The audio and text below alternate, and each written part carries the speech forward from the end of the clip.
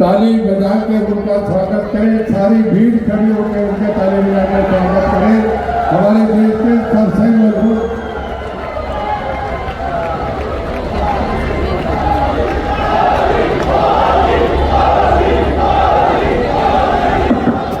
एक बार खड़े होकर सभी जोरदार ताली, सब खड़े होकर सभी तालियां बजती रहे साथियों, तालियां, जोरदार तालियां। स्वागत अमित शाह जी का, हमारे बहुत जिनका हमें सवेरे से इंतजार था, ऐसे हमारे लोग हमारे बीच में पहुंच चुके हैं। मैं नम्र निवेदन करूंगा हमारे सुभाष बराला जी, कैप्टन मन्नू जी, कुलदीप विश्वास जी पगड़ी पहनाकर उनका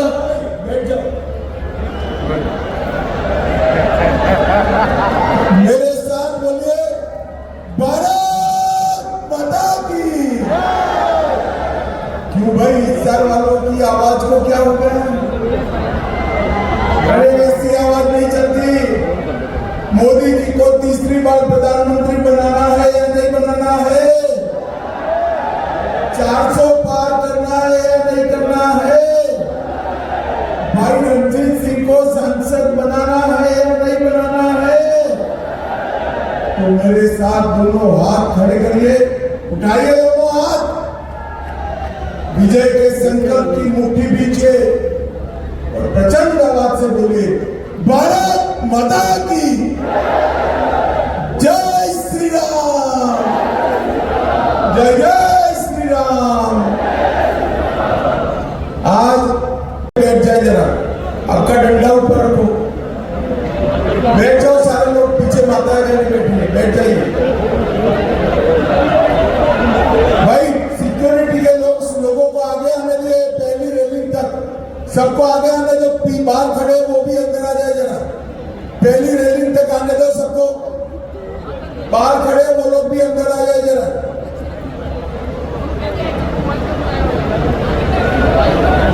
भाइयों बहनों, आज मेरे साथ मंच पर उपस्थित श्री सुरेंद्र नागर जी, हमारे राज्यसभा के संसद सदस्य सुभाष बराला जी,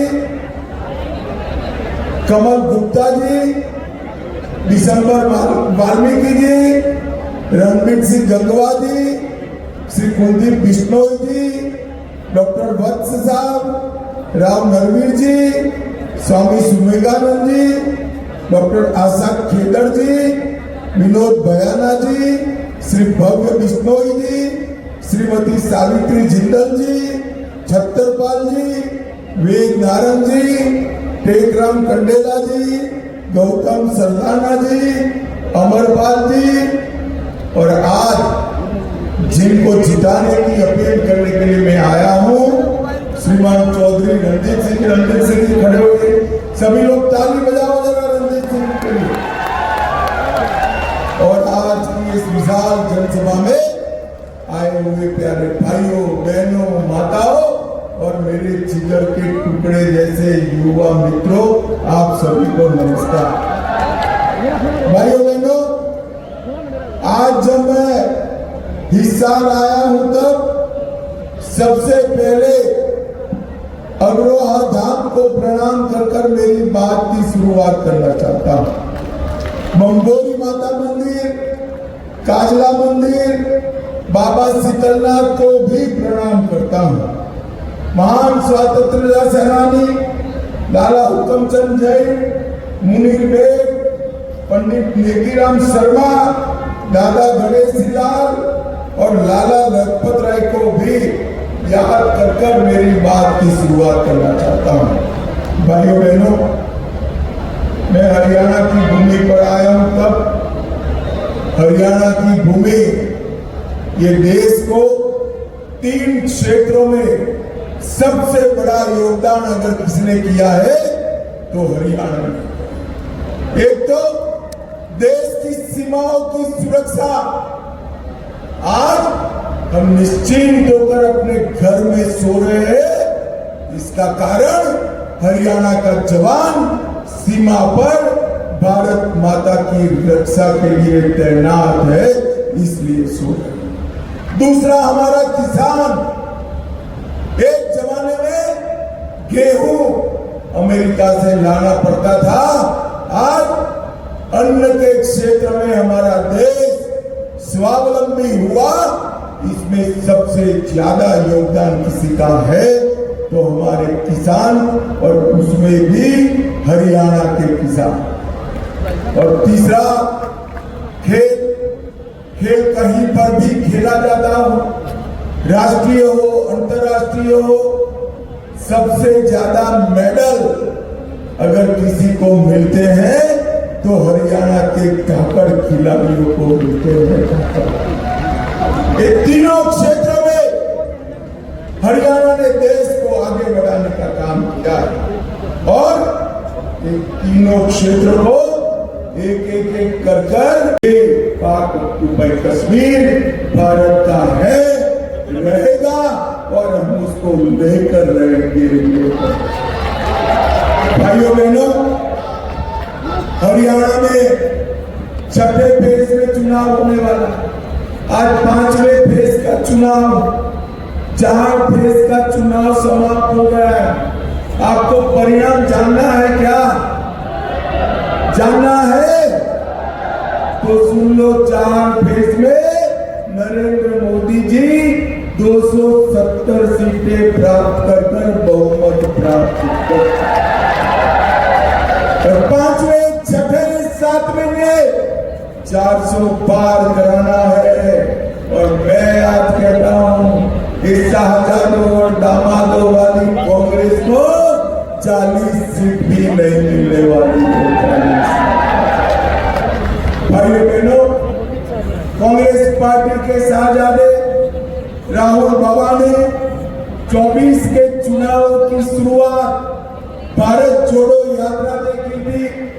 मैं आज आपको कहकर जाता हूं, 4 जून के बाद राहुल बाबा को कांग्रेस ढूंढो यात्रा निकालनी पड़ेगी। कांग्रेस दूरबीन लेकर भी कांग्रेस दिखने वाली नहीं। 24 के चुनाव में सिरसा से लेकर सोनीपत तक, पंचकुला से पलवल तक और हर जगह मोदी जी का विकास का कमल बढ़ेगा। भाइयों बहनों, ये 10 साल में सबसे तेजी से विकास करने वाले राज्यों में से हमारा हरियाणा की आर्थिक विकास दर 8% है। जीएसटी सबसे ज्यादा प्रति व्यक्ति हरियाणा कलेक्ट करता है। ईज ऑफ डूइंग में हरियाणा टॉप पर है। 400 विश्व की फॉर्च्यून कंपनियों के कार्यालय अपने गुरुग्राम में बने हैं और खाद्यान्न देने में देश में हमारा दूसरा नंबर, दूध में तीसरा नंबर और सामाजिक सुरक्षा का पेंशन हरियाणा में पूरे देश में सबसे ज्यादा दिया जाता है। और स्वास्थ्य सुविधाओं में पूरे देश में पहले स्थान पर हरियाणा है। देश में जितनी गाड़ियां घूमती है, हर दूसरी गाड़ी हरियाणा से बनकर जाती है। जितने ट्रैक्टर है, हर दूसरा ट्रैक्टर हरियाणा से। और ये हुड्डा साहब, आपने क्या किया? चिट्ठियां लिखकर दामाद के दरबारी बने हुए थे आप।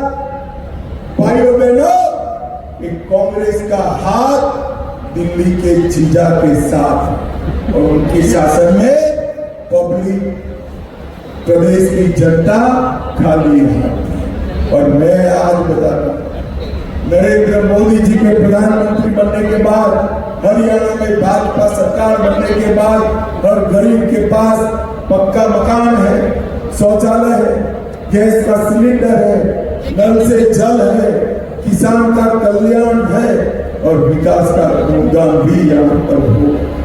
भाई बहनों, दरबारी, दामाद और लीडर्स की सरकार थी, इसकी जगह लोक कल्याण की सरकार नरेंद्र मोदी जी आए। मुझे बताओ हिसार वालों, अयोध्या में राम मंदिर बनना चाहिए था या नहीं बनना चाहिए था? अरे जोर से बोलो जरा, बनना चाहिए था या नहीं बनना चाहिए था?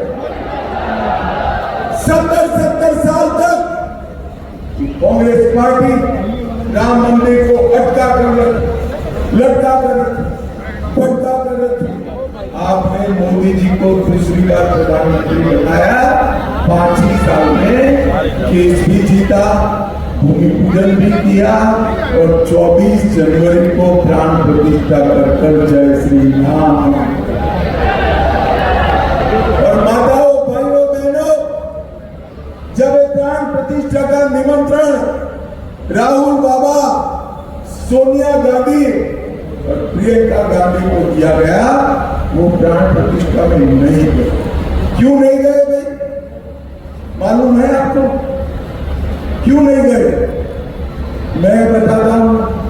वो डरते हैं अपनी वोट बैंक से। और हिस्सार वालों, यहां बैठे हो ना, आप लोग उनकी वोट बैंक नहीं हो, उनकी वोट बैंक वो घुसपैठिए है, घुसपैठिए। उनके डर से राम महोत्सव में नहीं गए और आज देश में सवाल खड़ा है। भाइयों बहनों, मुझे बताओ कि कश्मीर जो है हमारा है या नहीं? जोर से बोलो, है या नहीं है? धारा 370 हटनी चाहिए थी या नहीं हटनी चाहिए? 70 साल तक एक कांग्रेस पार्टी धारा 370 को सवाल कर, एक अनौरत संतान की तरह अपनी गोदी में खिलाती रही। मोदी जी आए और मोदी जी ने धारा 370 को 5 अगस्त 2019 को समाप्त कर दिया और कश्मीर को हमेशा के लिए भारत का हिस्सा बनाया। और नरेंद्र मोदी जी ने इस देश से आतंकवाद को समाप्त, नक्सलवाद को समाप्त किया। एक जमाना था, सोनिया मनमोहन की सरकार थी, आए दिन पाकिस्तान से आलिया मालिया जमालिया आते थे, घुस जाते थे, बम धमाके करते थे और मनमोहन सिंह की कुछ नहीं।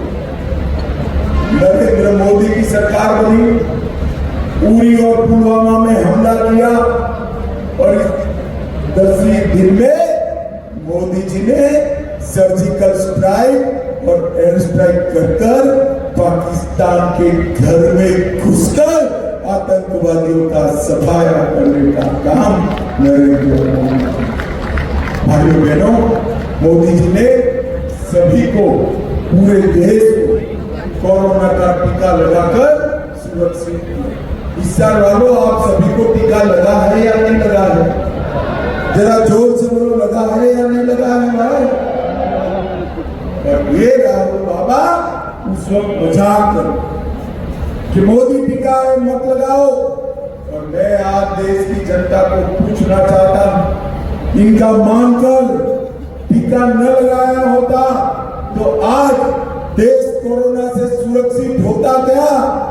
जोर से बोलिए, होता क्या? राहुल बाबा, कोरोना जैसी महामारी में आपने राजनीति करने का, ओछी राजनीति करने का।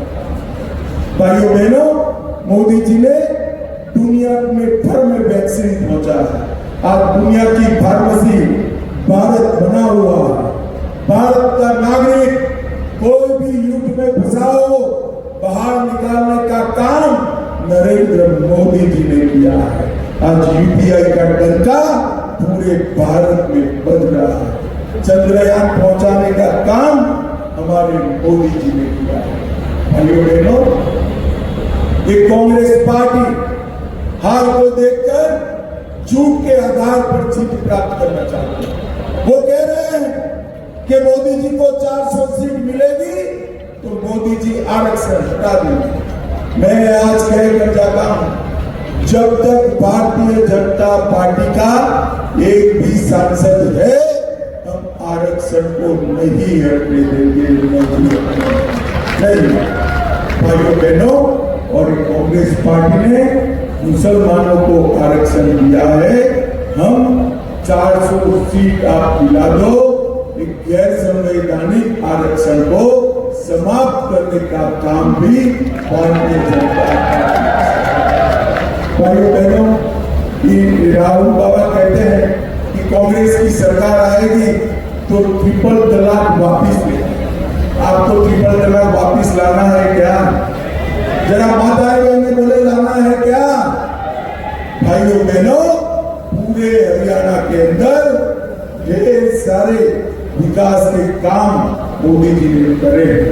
एक ही लोकसभा में 1,56,000 घरों में पीने का पानी पहुंचाया, 29 सस्ती दवाइयों के केंद्र खोले, 50,000 शौचालय बनाया, 50,000 गैस का कनेक्शन दिया, 18 लाख लोगों को मुफ्त 5 किलो अनाज दिया, 350 किलोमीटर गांव की सड़क बनाई और 13 लाख लोगों को 5 लाख तक का स्वास्थ्य का पूरा खर्चा आज नरेंद्र मोदी जी उठा रहे हैं। भाइयों बहनों, आप रणजीत सिंह जी को जब जिताएंगे, इनके नाम के सामने कमल का निशान, उस पर आपको बटन दबाना। मगर मैं बताकर जाता हूं, रणजीत सिंह के नाम के सामने जो कमल का निशान दबाएंगे, वो वोट सीधा नरेंद्र मोदी को प्रधानमंत्री बनाने के काम है। भाइयों बहनों, मुझे बताओ, आने वाले दिनों में जब 25 तारीख को चुनाव होगा, कमल के निशान पर आप बटन दबाएंगे क्या? अरे जोर से बोलो, दबाएंगे? रणजीत सिंह जी को जिताएंगे? 400 पार कराएंगे? हरियाणा की सभी सीटें मोदी जी की झोली में डालेंगे? मोदी जी को तीसरी बार प्रधानमंत्री बनाएंगे?